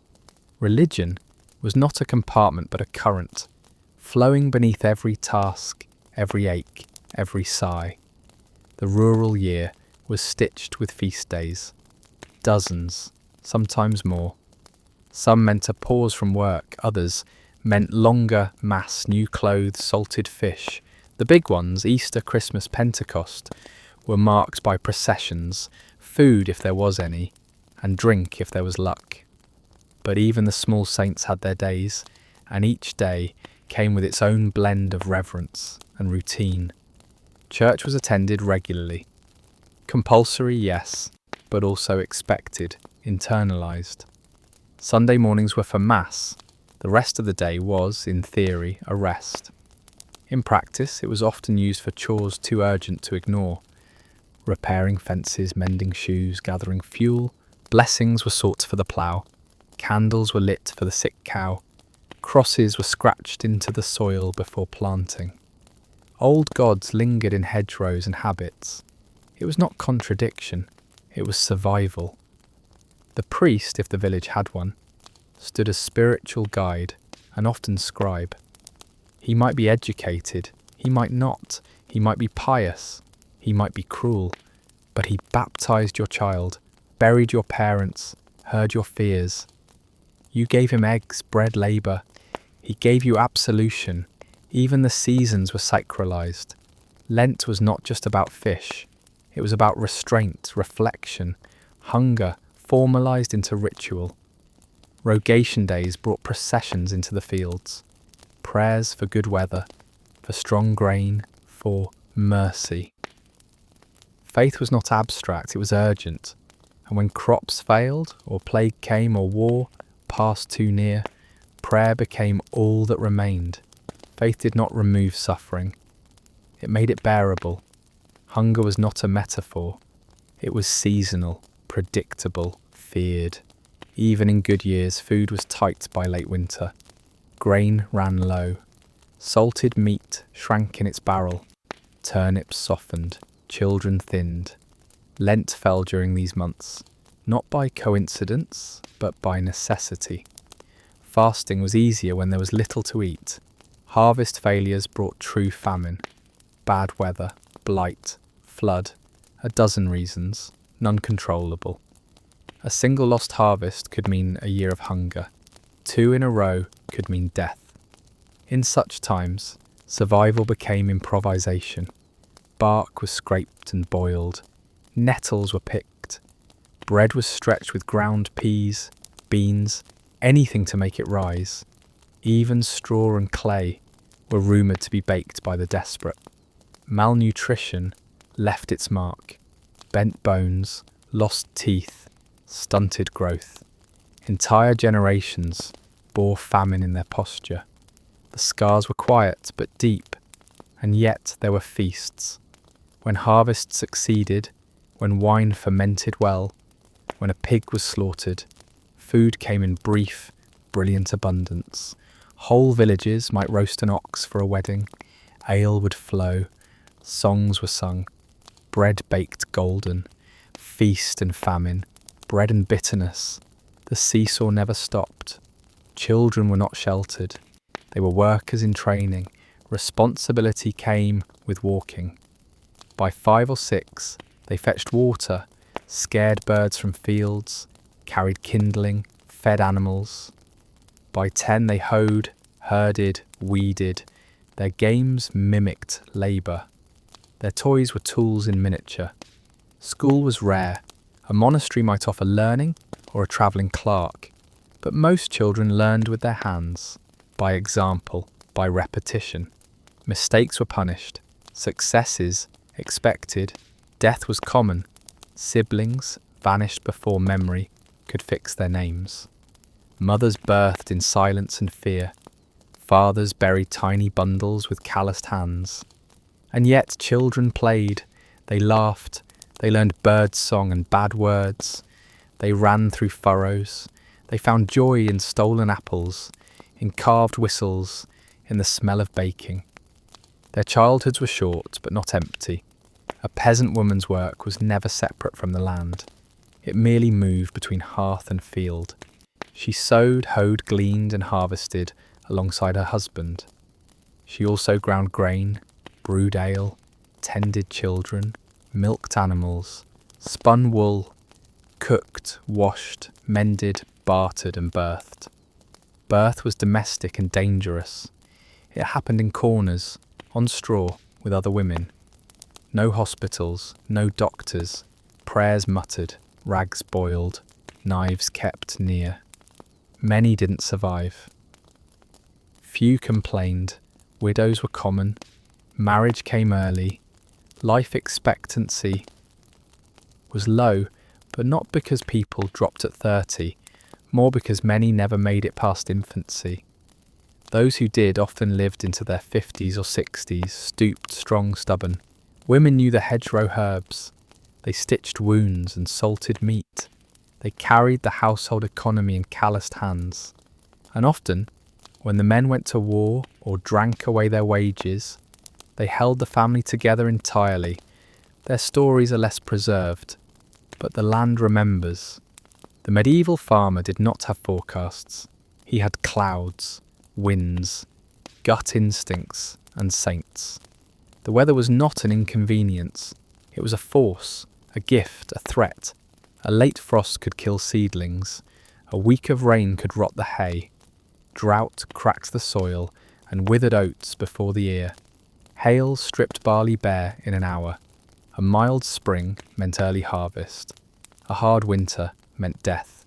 There were no greenhouses, no irrigation, rain barrels perhaps, ditches dug by hand. But mostly one waited, one watched, and one prayed. Clothes could not keep out cold. Boots leaked, fingers cracked, sunburned, wind chafed. Every season brought its pain. But to not work was to not eat. The weather was more than climate. It was character, and it shaped the people who lived beneath it. Above every peasant stood a lord, sometimes kind, often distant, occasionally cruel, but always present in law, in tax, in obligation. The manor system was a machine for extracting labour. In exchange for a small plot, peasants owed days of service, week work on the domain, the Lord's own land, extra work during harvest, fines for marrying without permission, fees for using the mill, the oven, the press, rents in kind, in coin, in hours stolen from their own survival. The reeve, himself a peasant, enforced these rules, elected by neighbours, but bound to the Lord. A middleman, both resented and relied upon. Manorial court met regularly. Disputes were heard, fines issued, pigs impounded, gossips punished, rights clarified, not by fairness, but by precedent. Justice was not blind, it was local, tangled in land, lineage, and power. And still the peasants endured, adapted, worked, because they had no choice. Manorial court met not in stone halls or candlelit chambers, but often outdoors, beneath trees or in open barns, whatever place could gather bodies, contain voices, and cast judgment with enough gravity to make it stick. It was not a court in the modern sense. There were no wigs, no robes, no cross-examinations. Instead, there was precedent, memory, and a ledger. Always a ledger. The court was presided over by the Lord, or, more commonly, his steward. A figure both feared and disrespected, the steward's power came not from charisma or knowledge, but from the authority of land ownership. Around him gathered the villeins and cotters, freemen and bound alike, required to attend or else fined for absence. Attendance was not optional. Law in the medieval village was not a separate thing. It was a communal function. It bled into daily life like rain into straw. Cases ranged from the mundane to the bitter, a hen stolen, a boundary disputed, a well fouled, a man's pig rooted too freely into his neighbour's garden and was seized by the reeve, a woman insulted another in the lane, and now reputations hang like laundry in the open air. Justice was swift, mostly oral, and deeply personal. Fines were common, stocks and shaming less so, but not unknown. Repeat offenders, especially women deemed quarrelsome, or men who ignored their duties, might face harsher penalties. The court served less to punish than to control. Property rights were the most sensitive. If your strip of land encroached another's, even by a hand's width, the matter was heard. Boundary stones were sacred, not for their material, but for what they meant. Limits. Transgressions against the field order were transgressions against the entire village's fragile structure. Memory served as record, men swore oaths, neighbours gave testimony, not always truthfully. Decisions were rarely overturned. When the court rose, the people remained, talking, trading, watching. The judgments handed down did not end with the case. They echoed. They became stories. They shaped how the village lived with itself. The agricultural year was less a circle and more a spiral, similar with each turn, but never quite the same. Each season was marked not by dates, but by work, and every task leaned into the next like dominoes across months. In January, the fields lay frozen and the days short, but planning had already begun. Tools were repaired by the hearth, seed stocks were assessed, and, if necessary, begged or borrowed. Dung, frozen in heaps, was broken and readied for spreading when the ground softened. February might bring the first hint of thaw, and with it, anxiety. Too soon, and the seeds would rot. Too late, and the harvest might not beat the frost. March and April were for ploughing and sowing. Oxen were yoked, trudging through mud, softened just enough to permit work, but not enough to welcome it. The seed followed, cast by hand in a careful scatter. A poor toss meant poor yield. Behind the sower came a drag harrow. Wooden teeth meant to cover the seed. Though stones and stumps often snapped its limbs. By May, fields were watched and weeded. Beans needed no coaxing, but wheat was fragile. A late frost could undo everything. If sheep grazed nearby, they had to be kept out. Fences, if they existed, were made of hurdles, woven panels of hazel, moved by hand, always mended. June was the calm before the storm. Meadows were scythed for hay, stacked into ricks that had to stay dry or risk moulding. Hay fed animals through the winter. A spoiled stack meant death months later. Every forkful counted. July and August brought the cereal harvest. Entire villages moved into the fields. Sickles flashed. Reaping hooks arched through waist-high grain. Men, women, children, all bent and swayed. The cut stalks were bundled into sheaves, which were then stacked into stooks to dry. It was hot, repetitive, exhausting, and brief. 2 weeks of delay could mean a year of regret. September demanded threshing. The flails came out. Grain was beaten from husk, then winnowed, tossed into the air to let the wind separate chaff from food. The granary filled slowly, cautiously. October was for late sowing and catching up. Lentils, rye, anything that could stand the cold went into the soil. November brought the slaughter. Animals that could not be overwintered were killed. Blood collected, organs cured, fat rendered. The winter's meat was made now, or not at all. By December, the plough rested again, but no one else did. There was bread to bake, fires to feed, tools to mend, animals to tend, debts to weigh. And then it began again. The plough was the centrepiece, but it did not work alone. Behind its iron-shod tip was a system of muscle and movement, choreography forged by necessity. Oxen, usually a pair, sometimes more, pulled the beam forward, slow and stubborn. Their yokes rested on necks calloused from years of pressure. Their pace was deliberate, governed by voice, goad and memory. Driving a plough team was a skill. Not anyone could do it. The ploughman stood behind, guiding the depth, adjusting the angle, calling to the beasts in monosyllabic chants. Too shallow and the soil turned poorly. Too deep and the oxen flagged. The furrows had to be straight, parallel, clean. A crooked line wasn't just untidy. It wasted space, invited weeds, damaged the seedbed. Children walked ahead, clearing stones. Women followed with seed. It was a procession as old as language. Paths between strips were narrow, sometimes marked only by habit. One did not cross another's strip without cause. The open field was a maze of rights and responsibilities. The plough turned when it could, curved where needed.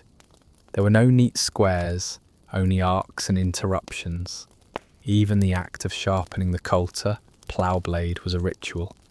It was done with care, often communally, with stones passed between neighbours and advice offered unasked. A plough was a rare thing. Few families owned one. Most borrowed, shared, waited their turn. In bad years they waited too long. By the time their oxen stood ready, the weather had turned. The window closed, and so a harvest failed, not from laziness or sin, but from the quiet misfortunes of timing. In the bubbling dark corners of medieval cottages, another economy brewed. Warm, yeasty, faintly sour. Ale was more than drink. It was liquid bread, hydration, currency, medicine, comfort, and it was women's work. The alewife, never formally trained, rarely literate, was nonetheless chemist, economist, and risk-taker. She brewed from barley, oats, sometimes wheat. Water was heated over an open hearth. Grains were mashed in, stirred with long paddles, strained through cloth or straw. Hops were rare early on. Most ales spoiled quickly. They were meant to be drunk fresh within days. The process was messy. Spills steamed on hearthstones. Flies gathered. Dogs sniffed. Children were warned not to drink too soon. A good brew foamed in the cup. A bad one soured before dawn. Alewives marked their doors with a broomstick or ivy, signs that brewing was underway. Villagers came with pots, mugs, jugs. Payment was coin, sometimes barter, a bit of cloth, a favour owed. Brewing was regulated. Ale conners, appointed tasters, roamed villages, checking quality, adjusting price.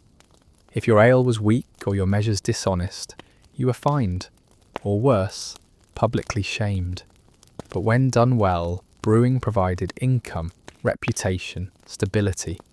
For many women, it was the only economic independence they would ever know. The ale itself was weak by modern standards. Barely fermented, cloudy, more broth than beverage, but it was safer than water, and it filled the belly when food ran low. Ale was not a luxury, it was necessity, foamed and fermented on the margins of the firelight. And yet, even as it bubbled in jugs and cooled the sting of salt and soil, life continued outside the home, beyond the thresholds where hearth met hunger. After harvests were carted away, after the oxen trampled home, and the granary doors closed with a final, full-throated groan, the fields were not abandoned. They breathed in silence, briefly, before the gleaners arrived. Gleaners were almost always women, children, the old, the overlooked. Their tools were hands, eyes, patience. They did not reap, they did not bind, they did not ride on wagons or handle flails. Instead they followed, slowly, reverently, combing the stubbled fields for what remained. Fallen ears of wheat, stray heads of barley, flattened peas and lentils missed in haste. It was not begging, it was a right, deep and customary, written into no statute, but enforced by conscience and culture. This was survival on a handful scale. A day of gleaning might yield a bowl of porridge, 2 days, maybe bread. There were rules, spoken softly. Glean only after the harvesters had finished. Do not trespass into uncut rows. Share what you find, and do not hoard. The gleaners walked bent over, necks crooked like question marks, clothes darkened with earth and dusk. No one watched them, no one praised them, but everyone knew. This was how the village cared for its edges. To deny gleaning was to declare war on the poor. It was rare, but it happened, and when it did, it stayed in memory longer than the harvest itself. If bread kept the body alive, clothing protected it from the world. And clothing, in the medieval village, was work. It began in the fields, not the shops, with sheep, quiet, dirty, stubborn, sheared once a year with rough iron blades. The wool, once removed, was greasy, matted, crawling with what life had made its home there. It smelled of lanolin and mud and breath. The fleece was skirted, stripped of its dirtiest edges, and soaked. Washed in wooden tubs, beaten with sticks, or trampled by feet, then laid out on hedges or grass to dry in the weak sun. Then came the carding, pulling tufts of wool across bristled paddles, aligning fibres, teasing them into clouds of softness. A task for cold evenings and calloused hands. Spinning transformed wool into thread. Spindles whirred slowly, rhythmically, wound by hand, turned by wrist. It was women's work mostly. Hours and days spent drawing fibre into line, wrapping it tight, storing it in skeins. Then weaving, on narrow looms set up in corners of the house. A weaver's rhythm was a kind of breath. Shuttle, beat, repeat. The cloth was rough, coarse, dyed if you could afford it with onion skins, madder root or woad. But usually it stayed the colour of sheep or age or patience. Nothing was wasted. Old clothes were patched until they became rags, and rags were rewoven. Children wore what their siblings outgrew, often many times over. Shoes were rare, leather stiff and precious. Most walked barefoot or wrapped their feet in cloth. To be well dressed meant simply to be warm, to be covered, to have something between skin and wind. Fashion, like leisure, was for someone else. And still, the village clothed itself, one thread at a time. There was another mouth to feed in the medieval village, gods, or rather, his local representatives. Every year, peasants were required to give a tenth of their produce to the church. A tithe. The word carried weight, not just spiritually, but physically. It was not a metaphor. It was an armload of sheaves, a cart of hay, a measure of beans or a bucket of apples. Whatever the land had yielded, the church took its share. The tithe barn stood large and looming near the churchyard, bigger than most cottages, its wide doors and high beams a visible reminder that faith had storage, had architecture, had reach. Collections were made after harvest. Officials came, tallied your yield, and demanded the fraction. If the crop was poor, the tithe still stood. If your child was sick, your ox lame, the tithe did not shrink. It was absolute. Refusal was rare and dangerous. The church held not just land, but legal authority.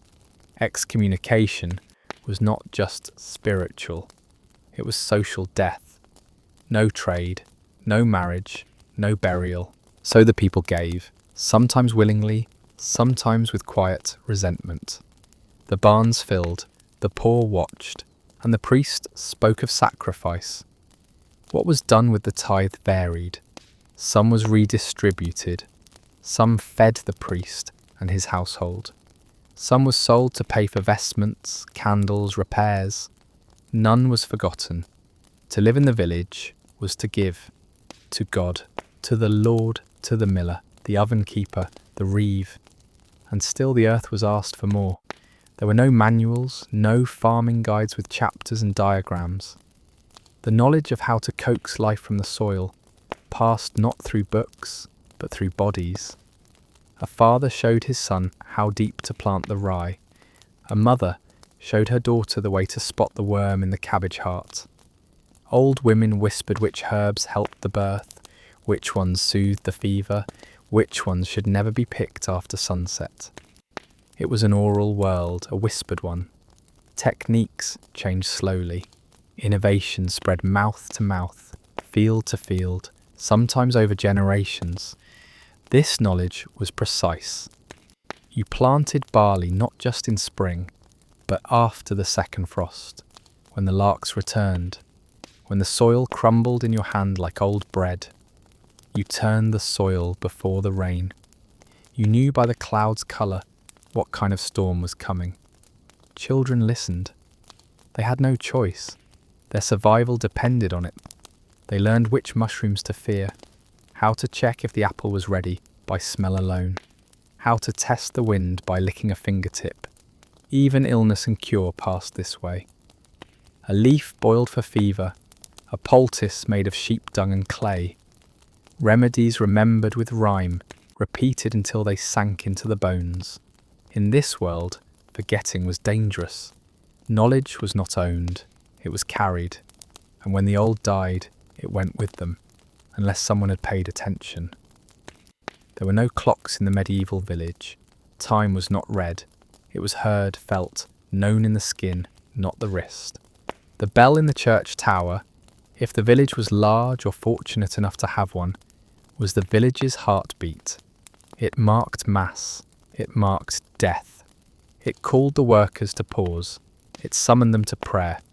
But it did not tick in minutes. Time was seasonal. It was bodily.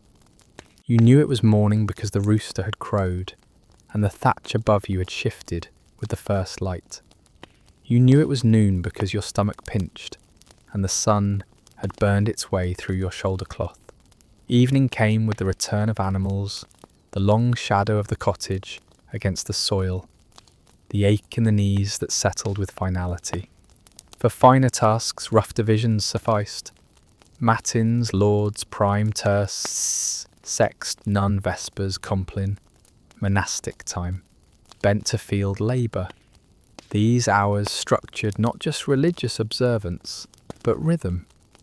A man might say, "We'll meet at terce," meaning the third hour after dawn, Not 9 a.m., but something more fluid, more lived. The year, too, turned by other measures. The budding of hawthorn, the first call of the cuckoo, the frost retreating from the hedgerow's root. These were more reliable than calendars, more precise than ink. Time was a partner, not a ruler. There was no rushing, nothing to rush to. The only urgency was weather and death. Everything else moved with the field. In the absence of physicians, too expensive, too distant, too urban, medicine was handled at home. Or more precisely, at the edge of the hearth with clay pots and wooden spoons, with herbs gathered before dawn and dried above the fire. Most ailments were treated not with certainty, but with hope. A sore throat, honey with vinegar, a fever, willow bark if you had it, stomach pain, peppermint, or rue, or something chewed until bitter. Wounds were washed with urine, boils lanced with fire, bruises covered with mashed comfrey or boiled nettles. The herbalist, usually an older woman, held a strange status. Respected, needed, occasionally feared.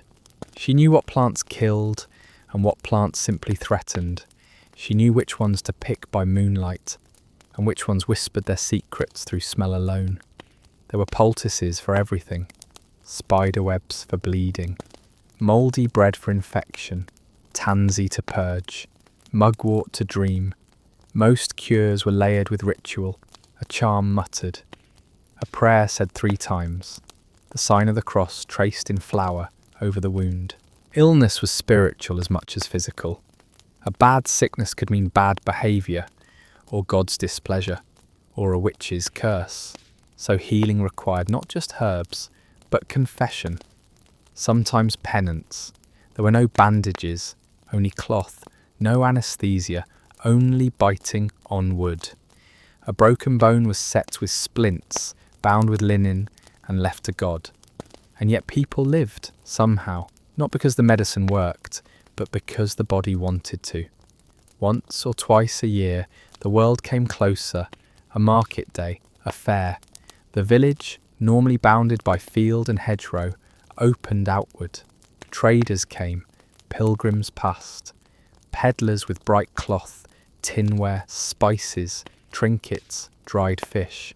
The noise was overwhelming, voices layered over the shouts of livestock, the laughter of children, the clang of coin on counter. It was more than commerce, it was spectacle. Music played, acrobats tumbled, jesters teased. A man with a bear might stand at the green's edge, collecting coppers from boys who had never seen anything taller than their fathers. And amid the joy, the serious business of survival. Farmers sold surplus, if they had any. Eggs, wool, cheese, tools, hides.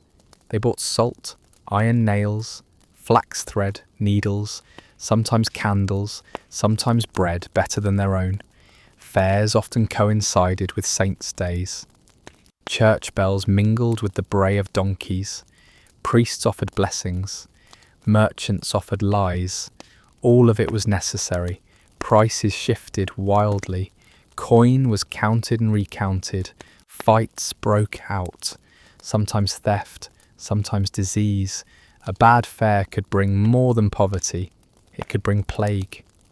But still they came, because once or twice a year the medieval peasant could feel like part of something bigger. The village might be small, but the fair was the world. Every night required fire, not just for cooking, but for survival. And that meant fuel. Wood, peat, dung, anything that burned. Firewood was gathered daily. Women and children combed the commons, the edges of the forest, the floor of the coppice. Dead branches, twigs, bark, nothing was too small. The good wood, the straight, dry, long-burning stuff, was rare and claimed early. The rest was damp, smoky, full of bugs. A fire needed more than logs. It needed kindling. Bracken, straw, scraps of linen too worn to patch. Starting it was an art. Flint and steel, charcloth, a slow breath, a faster one, then flame. Peat was cut from the bog, dried in stacks, stored in lean-tos that leaked. It smelled of earth and rot and warmth. Dung, pressed into cakes, burned slowly. It was not pleasant, but it kept the room from freezing. The hearth was never empty. Even in summer something simmered. A fire never started from nothing. It was coaxed from the coals of yesterday. And every day, more fuel was needed. Gathering never ended. If you stopped, the dark came in. The Reeve was not born to power.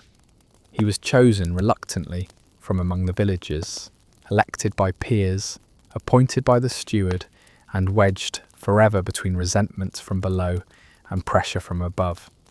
His job was to manage the day-to-day affairs of the manor, ensure that work was done, dues collected, fields ploughed, animals tallied.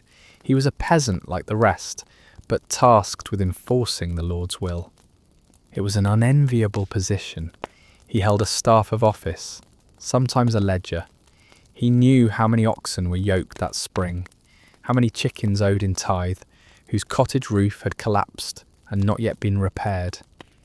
He was blamed for the fines, the delays, the injustice that was never his to stop, but always his to explain. If hay went missing, it was the Reeve's fault. If a man died of hunger, the Reeve should have known. Yet the Reeve had no real authority of his own. He could not pardon, only report. He could not lower taxes, only collect them. He knew too much about everyone, and none of it was forgiven. He served for a term, usually a year. Some held on longer by cunning or coercion, but most Reeves aged quickly under the weight of communal expectation. When his term ended, the village exhaled. He returned to the plough, and someone else was chosen. To be Reeve was to watch your neighbour's anger accumulate like snow, quiet, heavy, cold. Birth was private, communal, feared and sacred. It took place on rush-covered floors, in straw-stuffed corners, in silence, punctuated by screams and whispered prayers. The midwife, usually another village woman, experienced, untrained, resolute, presided. Water was boiled, linens laid, herbs crushed and ready. There was no pain relief, no antiseptic, no certainty. A good birth was one where mother and child both survived. A bad birth, well, there were many kinds. Breach, bleeding, fever, silence. Still life pressed forward. Infants were baptized quickly, often within hours. The soul needed saving before sickness could strike.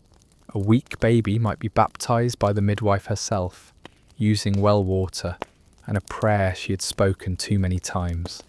Children grew quickly, if they grew at all. Names were recycled, after saints, after siblings who hadn't lasted, and then eventually there was burial. Death was never far. It came with fever, childbirth, hunger, cold, infection. Bodies were wrapped in cloth, placed in wooden boxes if one could be made, or buried bare in the earth if not. The churchyard was hallowed ground. Graves were shallow. Markers were simple, stones, crosses, memories. There were prayers, bells, a procession if the person mattered. Mourning, in its quiet way, was both expected and contained. Grief had no room to disrupt work. Another body into the soil, another seed beside it. Life continued. The weather was watched like a prophet. Clouds were read like books. Thunder was an omen. Rain too early or too late was not just inconvenience, it was doom. There were no forecasts, only patterns, legends, instincts. A red sky at morning, a ring around the moon, the way crows flew low or swallows vanished. Each sign was noted, passed along, layered into a collective memory older than maps.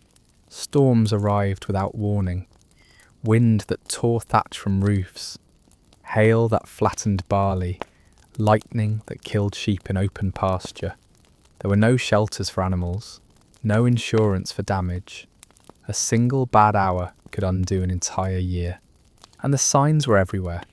A cow lowing strangely, a fox seen at the wrong hour, a dream of black dogs. These were warnings, not superstitions exactly, but tools, interpretations. When disaster came, the people responded with ritual. Bells were rung to break storms, saints were invoked, fields were sprinkled with holy water. If a girl fell ill, her ailment might be blamed on the wind, or a witch, or something left unspoken too long. The unseen was always near. The sky watched as much as it changed. Salt was not a seasoning. It was preservation, a miracle, a mineral that turned decay into longevity. With salt, meat could last through winter. Without it, a pig slaughtered in November might rot by January. Fish caught in summer could feed a family in Lent. It was precious, expensive, mined inland or evaporated from coastal pans. Traded, hoarded, taxed. Some villages never saw it in pure form, only in meats that hinted at its presence, in occasional gifts from travellers or merchants. Salt was rubbed into wounds, stirred into gruel for the sick, scattered across thresholds to ward off bad spirits. It had value beyond the tongue. Most families used it sparingly. A joint of pork buried in salt, stored in barrels or earthen crocks. Herring salted until it shone silver grey, layered between herbs and hope. A saltless household was a doomed one. Not immediately, but soon. The body needed it. The land craved it. And yet it always cost more than most could afford. Thank you for walking the rutted lanes and furrowed fields of history with me tonight. You've carried the yoke of seasons long dead, bent to the rhythm of the flail, and tasted bread that bore more sorrow than salt. Now the fields are fallow. The plough is stored in shadow. The hearth simmers low, only embers now, their light too faint to read the ledger. And the village, never truly quiet, settles just long enough for you to drift. Sleep well, keeper of forgotten harvests, until the next bell tolls,